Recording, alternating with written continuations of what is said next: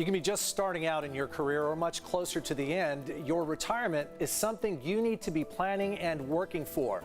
Senior wealth advisor Brad White joins us regularly on The Four to talk about money. And today we're talking about a government plan, Brad, and I know that you're worried about people's future. A lot of people aren't meeting the challenge of getting ready for their retirement right now, and it sounds like federal lawmakers are worried as well. Yeah, so we had the Secure Act that was passed in December of 2019, and that was already like the biggest piece of new retirement legislation we've seen in 20 or 30 years. Well, not even a couple of years later, right, the House just overwhelmingly 414-5 passed on March 29th the Secure Act 2.0 bill, which now is going to head to the Senate for a final measure and expected to be passed before the end of 2022. So you might be thinking, why this major bill just a couple years ago and then already a second round of this? And that's because there is a very, very clear thing. This is not up for debate, Carl. This is just a fact that our country and most people in it are woefully undersaved and underprepared for retirement. Some studies show that even half of older Americans have actually nothing saved for retirement. And there's a specific reason this is happening. Okay, as we went off the pension system as the majority system in our country back in the 80s and this invention of the 401k. So when you really think about it, this baby boomer generation now is really this first case study.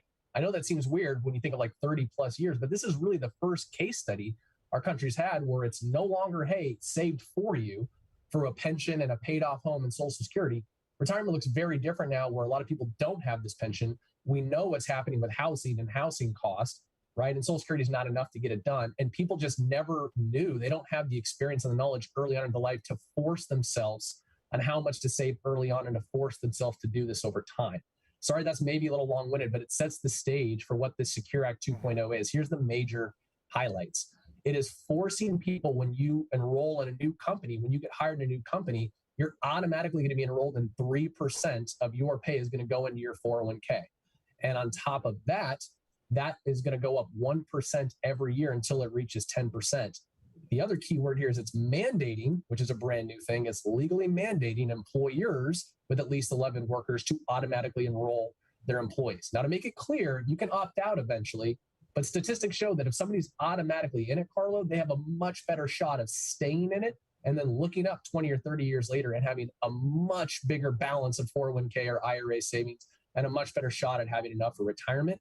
I know there's a few more things you wanted to go into. I can happily go into some of the other new highlights as well. A couple things that jump out though for people to remember. Social Security, it won't be enough. That's one like basic thing to understand. And there's also the concern that it could be insolvent, which means you won't be getting 100% of what you're expecting. There's a lot going on here. One thing I think is interesting for a lot of our younger workers out there is that there's also provision in this to help them get out of student debt.